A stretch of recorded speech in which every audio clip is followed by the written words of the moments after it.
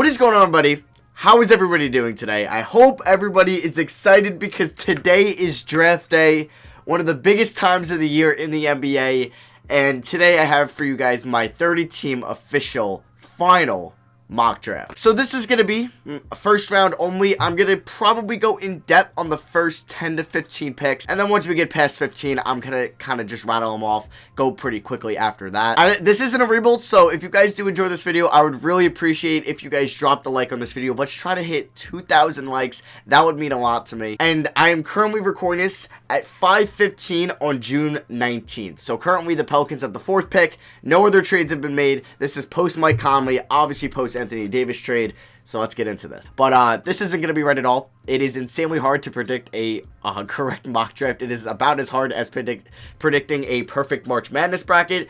So yeah, and there's going to be players picked that I didn't even think will go in round 1. Kind of like last year, Jerome Robinson. I thought he was a second round player, went 13 to the Clippers. So there's going to be a lot of surprising picks in this draft. So don't take my mock draft too seriously. Now with the first pick in the 2019 NBA draft, I have the Pelicans taking a shocker here, Zion Williamson. It's really no consideration. This was the pick pretty much since December. Whoever got the #1 pick was taking Zion Williamson. He's a defensive threat, to say the least. The dude, like, in the pick and roll, he's going to be insane, especially working with Lonzo Ball. People are very excited to see that. And Pelicans got very lucky on draft night. Jumped from, what were they, like 9, 10, whatever they were. Jumped to 1, got Zion, and he's going to be like one of the most NBA ready players we've seen in a while. He's up in the class with Anthony Davis, LeBron, Ben Simmons, Andrew Wiggins coming in. Hype wise, we'll see if he turns into maybe LeBron caliber, Anthony Davis caliber. Let's hope he just doesn't turn into Andrew Wiggins caliber. With the second pick in the draft, there was maybe some consideration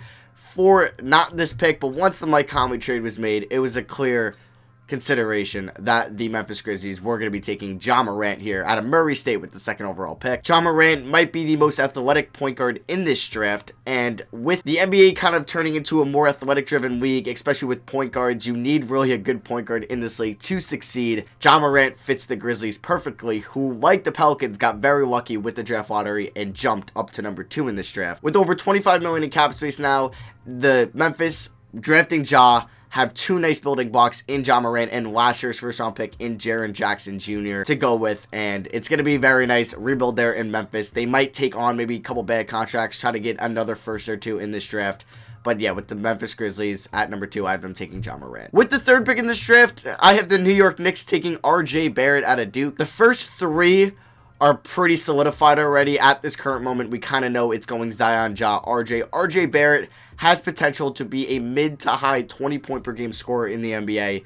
He definitely does have his flaws, though. He has tunnel vision on offense. He takes some very interesting shots sometimes, and his free throws definitely need some work. But the dude has insane offensive potential with offensive athleticism, even defensive potential as well, carried into that athleticism. I think this is the sure pick, who was the #1 high school guy coming into Duke, and then obviously Zion took over. So he's a good player nonetheless in high school, and in college he played pretty well when Zion was out. Clear cut here for the Knicks at 3 to go on with Knox and Mitchell Robinson and Dennis Smith Jr. for the future. I have the Knicks taking RJ Barrett at 3. Now, currently at this moment, the Pelicans have the 4th pick, so I think whoever gets this pick is going to take Darius Garland no matter what out of Vanderbilt. If the Lakers were picking here, it was some uncertainty because they might have just gone a more NBA ready player like a Culver or like a DeAndre Hunter. But with the Pelicans at the 4th pick, either it's the Pelicans, either it's the Bulls, either it's the Suns, either it's the Hawks. I have Darius Garland out of Vanderbilt going at 4. Now, Darius Garland has one of the more smaller sample sizes going into this draft, especially for somebody going at pick 4. He's only played 5 collegiate games,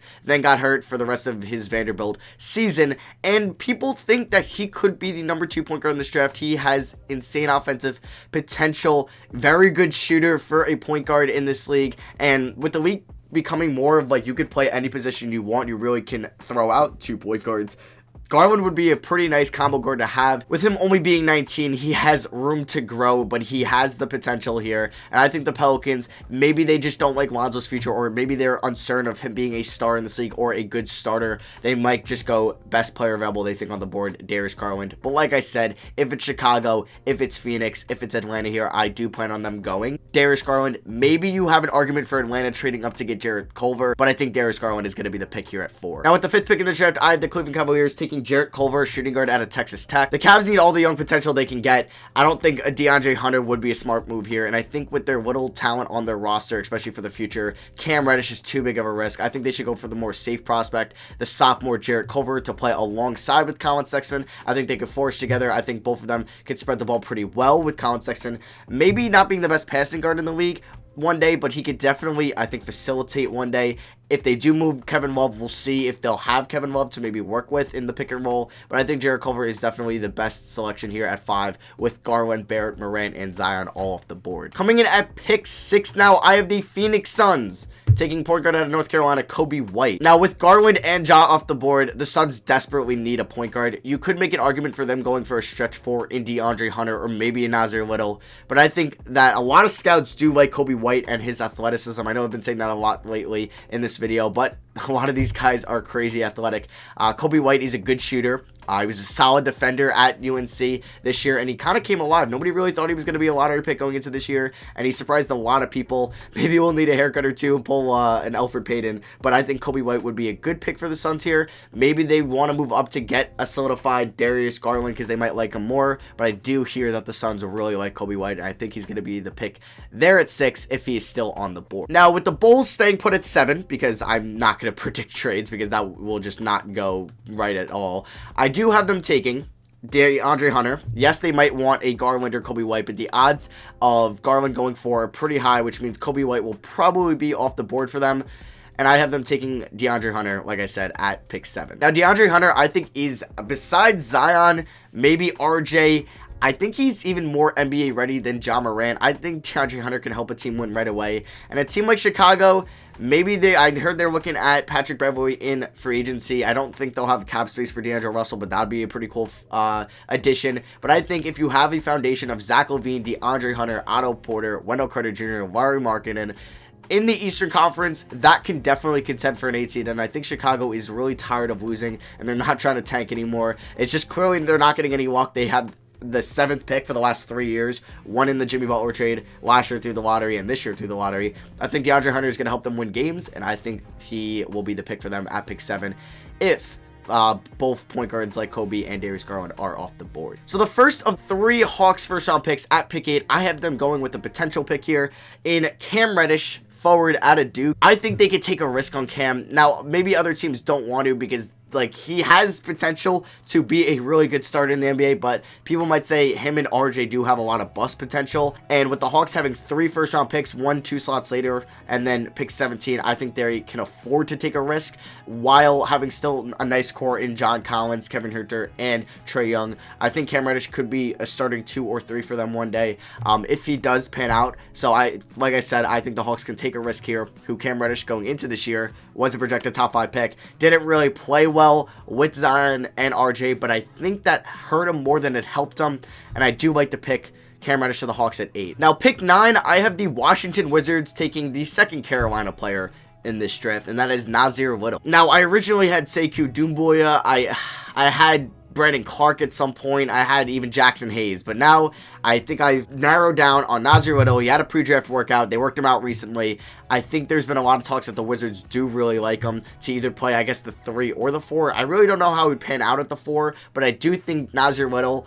out of all these guys, has really good 3-and-D potential. I don't think he will be an all-star one day, and he was a top recruit coming out of high school, but I think with playing along with Bradley Beal, if he could just get his 3-point percentage, which I believe was around 27-28%, if he can get that up to 37 in his rookie year, 36, that is improvement, or even 35, that is pretty good, and then one day maybe he can get into the 40s, but I think Nassir Little would be drafted solely on his defensive potential here at pick 9 for the Wizards, and that's who I have them drafting. Now at pick 10, I have the Atlanta Hawks taking Jackson Hayes, center out of Texas. With their second pick in the draft, I have them taking kind of more of a need pick to pair him along with another great big man they took in 2017 in John Collins. Jackson Hayes really rose on draft boards this year, as it really wasn't a strong center class. You have guys like Goga, you have guys like Bol, you have Nicholas Claxton, but I think Jackson Hayes is definitely the for sure top big man to be drafted in this at the center position. And I think with the Hawks possibly taking a Cam Reddish, having Kevin Huerter already at the 2, having Trae Young at the 1, and John Collins at the 4, I think they're going to go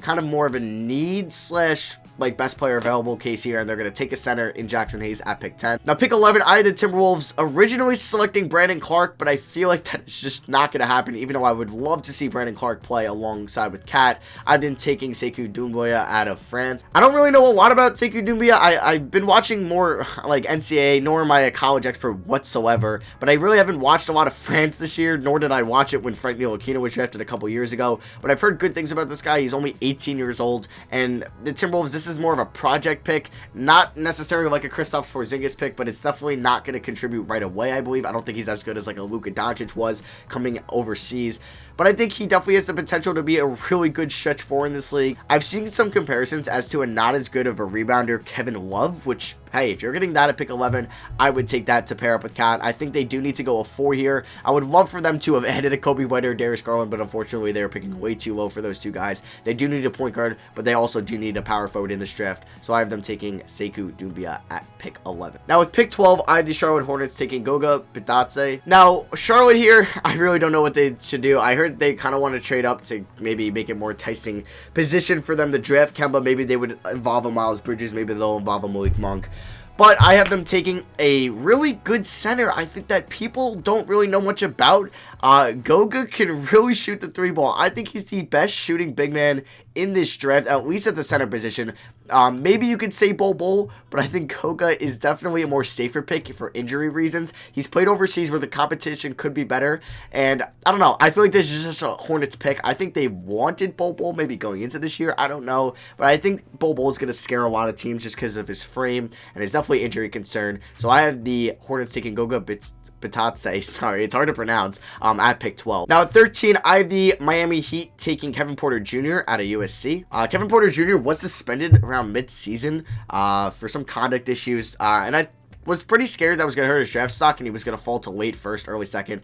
But a lot of people like him in pre-draft workouts. I've heard guys like Kevin O'Connor and Zach Lowe rave about him. So I'm really excited to see him in this position where he can actually maybe grow into an NBA player. I really like his jump shot. I think it looks one of the best in this draft alongside Keldon Johnson, but we'll get to him later.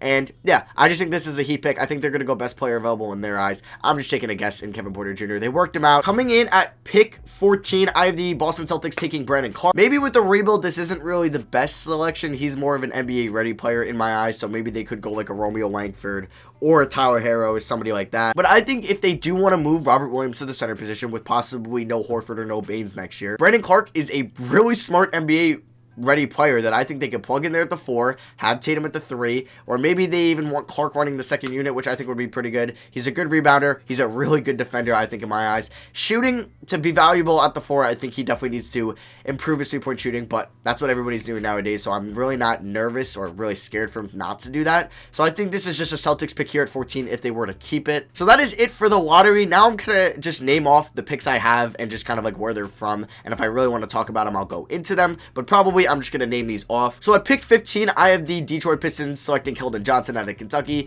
Guard, I think the potential is there. I really like his jump shot. I think it's one of the nicest in this class. And funny enough, at pick 16, I have the Orlando Magic taking his teammate, Tyler Herro, out of Kentucky. Tyler Herro, really good shooter. That is his vocal point, or his main strength is his shooting. So Magic, I don't know if they really think Fournier is really the answer there, so I have them taking Tyler Herro. Funny enough, I don't even know at this point. I just really thought the Hawks would do this pick. It's weird because I have 3 Kentucky guys going in a row, and I have the Atlanta Hawks taking PJ Washington out of Kentucky here at 17. Washington is definitely the more NBA ready players out of all these Kentucky guys, and maybe the Hawks are maybe just tired of like losing. Maybe with their team, if they're hitting 3 prospects, 2 of them maybe could just be really good in their rookie year, and they could definitely make some noise at the bottom half of the Eastern Conference, which is wide open once again this year. At pick 18, I have the Indiana Pacers taking an NBA ready player, I think, in my eyes, Rui Hachimura out of Gonzaga. Really good defender. I think they could plug in with Oladipo at sometimes and really cause some havoc on the wings for opposing offensive threats. I don't know. I just think that's a player that the Pacers will look at. At pick 19, that was at pick 18. Now, pick 19, I have the San Antonio Spurs going Grant Williams out of Tennessee. Besides Zion, he has a case to be the best defensive big man in this draft. If you watch his film at Tennessee, incredible defender, part of the SEC, and I think the Spurs, if they don't go like a foreigner like Lucas Samanic, who I originally had them taking, I have them taking Grant Williams here at pick 19. At pick 20, I have the Celtics taking Nickeil Alexander-Walker out of Virginia Tech. To be honest, I didn't really watch a lot of Virginia Tech this year. I just know they liked him in his workout, and honestly, I don't think they're going to go a more older player here. I think they're going to go either a Nickeil Alexander-Walker or maybe like a Romeo Langford. So I have Alexander Walker going at 20 to the Celtics. At 21, I have the Thunder. If they were to keep this pick and they don't unload it, which I think what the Knicks should do is call them, say, we'll take on Andre Roberson's contract, we'll give you cash, and you give us pick 21. I think the Knicks should do that 100% because it's only 1 year left on Roberson's deal, about like $9 or so million, and then the Knicks can maybe take another project here. But if the Thunder were to stay at 21, I have them taking Cam Johnson out of UNC for obvious reasons, shooting. At pick 22, like I just mentioned, I think the Celtics are going to take Romeo Langford, shooting guard out of Indiana here. Had a lot of preseason hype around to him, but really Indiana wasn't that good. He was kind of just doing it all himself there, but I think the Celtics, if they're not going to really contend next year, which they definitely with the roster could definitely make the playoffs. Like I said, the bottom half of the Eastern Conference is going to be wide open. I do think they could maybe go for a more NBA ready player like a Matthias Thybulle or Lucas Samanic. I don't know, but I just have them taking Romeo Langford here. Once you get past like the top 15, it's really just start throwing names out and just hoping one of their pre-draft workouts fits. At pick 23, I have the Grizzlies taking a overseas player in Lucas Samanic. All I know is he could shoot threes as a big man. And that's really it. I think maybe the Grizzlies are just going to stash a player. They might not really want like a Taylor Horton-Tucker or a Bol Bol or a Nicholas Claxton here. So I have them taking Samanic. At pick 24, I have the Philadelphia 76ers taking Taylor Horton-Tucker out of Iowa State. Really didn't watch much about him either. Him and Alexander Walker, I just didn't watch a lot. Maybe I just don't like guys with hyphens in their name. It's not, but like that's just funny. I know he's got some pre-draft hype out of Iowa State, and I'm pretty sure the Sixers worked him out, so I had him going there at 24. 25, I have the Blazers taking a wing player out of Oregon, and that is Louis King. A lot of people like Louis King. They think he's a big sleeper in the draft. I do too. I think his athleticism on the wing could be really nice. I think he has potential to be a really good shooter in the NBA and a good defender. I like the 3-and-D fit here at 25 to the Blazers, who desperately need some wing help, or forward help, I should say. Now, at pick 26, I have the Cleveland Cavaliers just taking a screw it pick, and that is Bol Bol. If he falls here to 26, I definitely plan on seeing a team that is bad. Just take a risk on him. Maybe Bol Bol will just stay healthy, and he'll just have minor injuries throughout his NBA career, and it'll be a really big mismatch on the wing as a 7 foot, what is he, 5, 6, 7 center. Crazy stuff there. I think he's 7'5", I believe. Could be wrong. But I think the Cavs with their second first-round pick, this was from the mid-season draft. This is like the Rockets pick. I have them taking Bol Bol there. So at pick 27, I have the Nets with their first pick in this first round, taking Mufiondu Kabengele out of Florida State as a forward. He's gotten a lot of pre-draft hype. I know him or that Auburn forward could go here. I just ended up choosing him because I think the Nets worked him out, and I heard they liked him a lot. And at 27, I think the Nets will go big man over a guard, because they might get Kyrie Irving, they might bring back Russell, they have LeVert, they obviously have Dinwiddie, so I don't really think they're going to go a backcourt guy here. I definitely plan on them taking a forward. Maybe they go a small forward here, but at 28, I have the Warriors taking a big man, a center, because they definitely need one, and that is Nicholas Claxton, I think the last standing first-round talent center on the board, with Jackson Hayes gone, with Bol Bol gone, with Goga, BITADZE gone. I have them taking Nicholas Claxton. Good defender out of Gonzaga. This is the third Gonzaga player in this draft behind Hachimura and Brandon Clarke. At 29, I have the Spurs taking another player I think that could play really good right away, especially on the defensive side of things, and it is Matthias Thybulle. You guys heard me rave about him in videos before out of Washington. I don't know if his shooting will be ready right away, but he's an upperclassman draftee, so I do think his defense is really good. I think it's one of the best in this draft at the perimeter. Maybe not as good as Zion's, obviously, but I do like Matthias Thybulle's defense. All right, guys, so for the 30th pick, I did have the Bucks taking Carson Edwards, but I'm here on the next day knowing that the Bucks traded away their pick in Tony Snell to the Pistons for John Moore as a salary cap dump for a little bit of money, I think like $4 million and an extra year, because Tony Snell's contract is a year longer. So instead, I have the Pistons taking Kizzy Okpala out of Stanford, a wing player. I would have had Carson Edwards if it was to the Bucks, but now I think Carson Edwards will go in the second round. Pretty interesting there. Nothing major, though. So yeah, that is my 2019 mock draft. I will post this on Twitter if you want to see the full image of it. I don't know how I'm going to really edit this video. Probably show footage for maybe the first 15 guys, like workout footage, because I can't show NCAA footage because the NCAA will copyright my video no matter what. But yeah, those are my predictions. I might get 5 of these right. I might get only 3 of these right. So, I don't know. Let me know in the comments what you guys disagree with. You might disagree with a lot of these. I mean, there's 30 different picks you could disagree with, so I'm sure you guys are going to disagree with something. But yeah, like I said, I'll post it on my Twitter, link in the description if you guys want to see what the full image looks like. But yeah, that's going to be for me. I'm excited. I love the draft so much. I watch a decent amount of college ball. I'm no, honestly, analyst in it, but I do find it fun, and I'm very excited to see these players get drafted. It's cool. It's a great moment for them, and we can finally see these guys in the NBA next year, which I'm super pumped about. Also, we might see a couple of draft night trades, which are also the best. But yeah, like I said, that's going to be for me. Thank you for watching. I love you guys, and I'll see you guys next video. Hope you guys enjoy the draft tonight. Peace.